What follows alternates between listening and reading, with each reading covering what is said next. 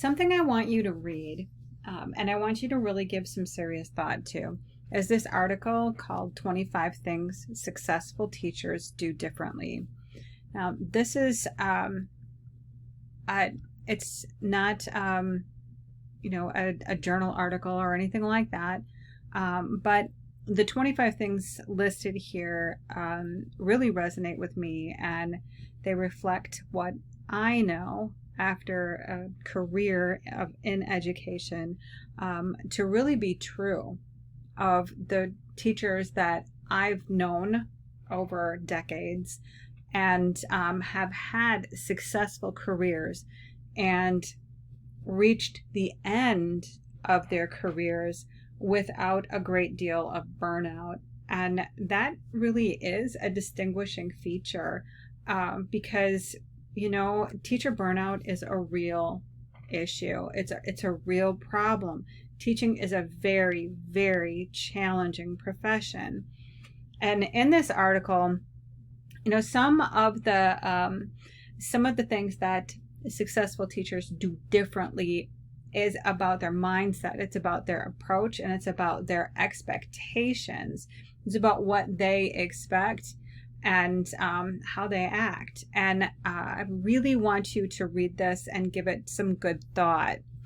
What I'm going to have you do here is I'm going to have you read the article, and then I've created an activity for you.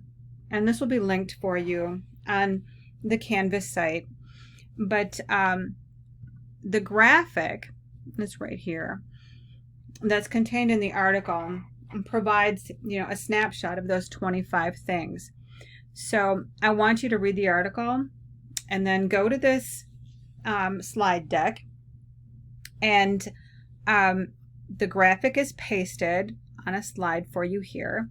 So in the stack, you'll see this is the slide deck, this stack of slides here.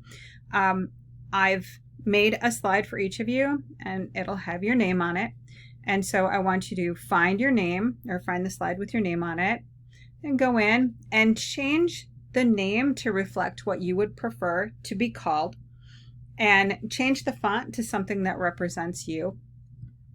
And then I want you to use symbols in some way, use these tools to mark a couple of things that surprised you or were really new to you. And then in the section down below, you'll use the speaker notes to provide a one paragraph reflection. Here's my example that I've done for you, where I've highlighted these two, and I used pink. It seemed like it would stand out nicely. You do not need to do this how I did it. And in fact, I would prefer for you to figure out your own way of indicating which ones were new or surprising to you.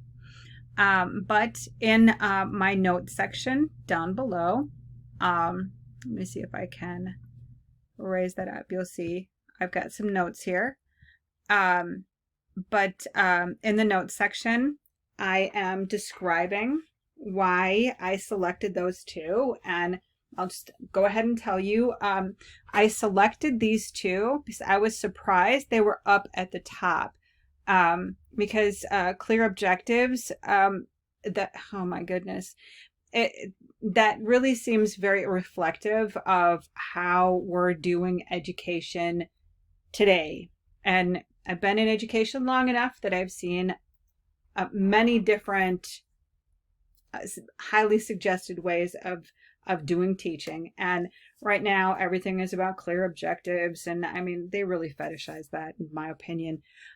But my perspective is that I really want my learners to have moments of discovery when we come together.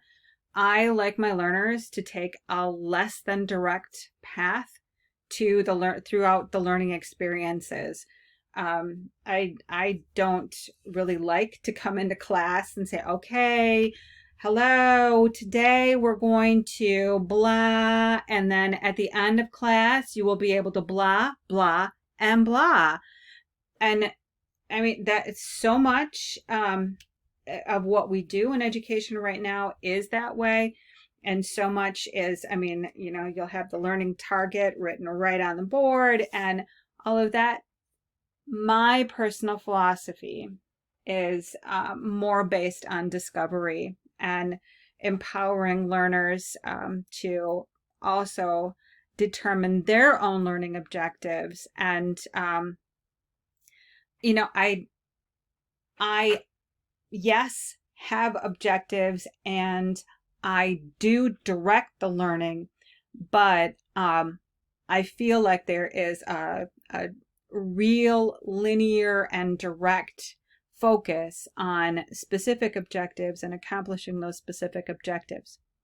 Now, side note here, what I've just told you, what I've said to you about why this clear objectives surprised me, reveals a lot about me, tells you about my philosophy of education, and also it tells you a little bit about who I am as a person, because I mean that really embodies how I live my life, not just how I am as an educator.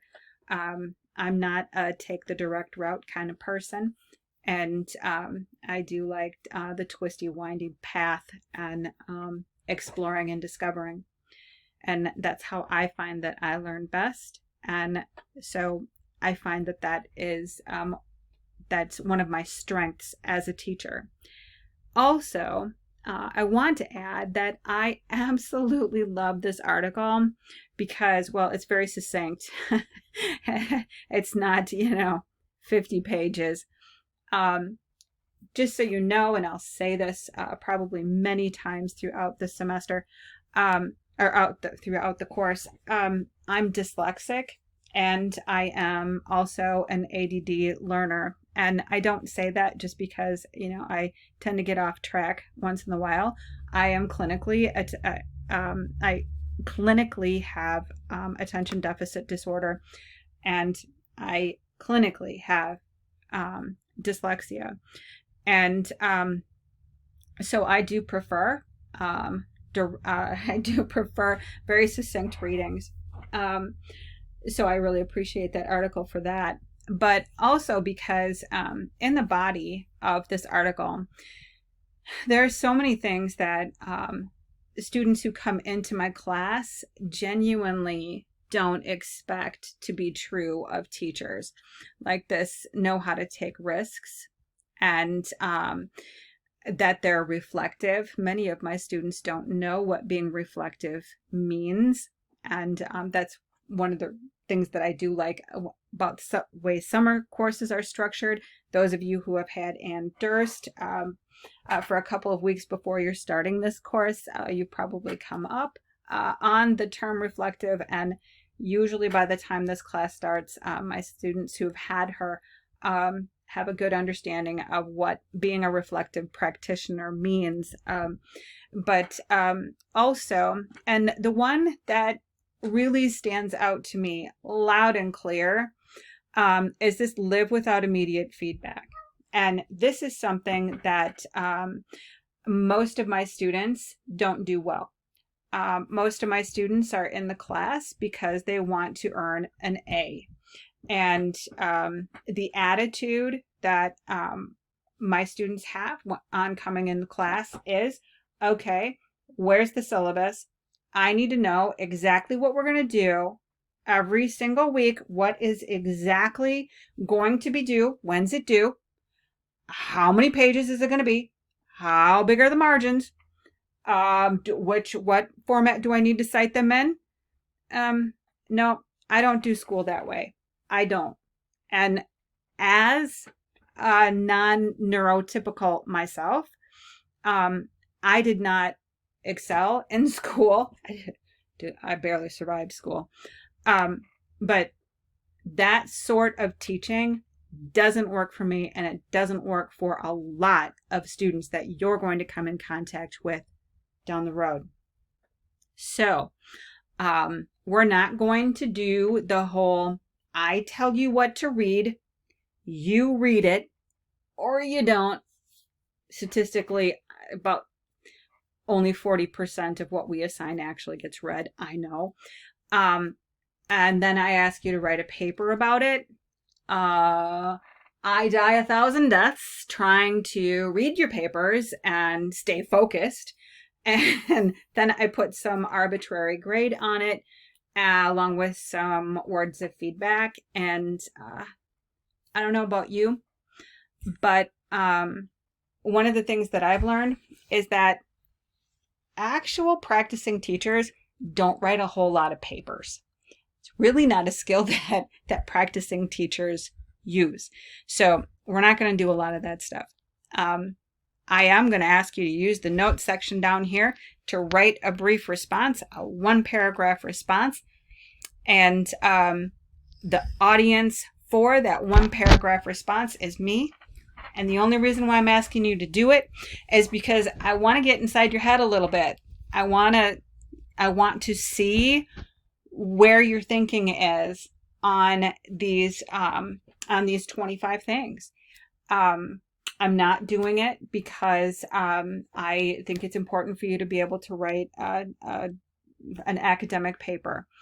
So this overview has provided you with the instructions for this reading and activity. It has given you some examples of what I want done. I have explained to you a little bit about my philosophy of education. So in other words, I'm modeling for you how a philosophy of education works in practice. I also have explained for you a little bit about my perspective as your teacher for this course and given you a little bit of a heads up about how this course might be structured, or how this course might have a little bit less of a structure than what you're normally used to. So I hope that you're eager to dive into this reading, and I am really looking forward to reading your feedback and, like I said, getting inside your head and seeing what you thought and all of that. So if you have any questions or comments, please feel free, as always, to email me, and enjoy.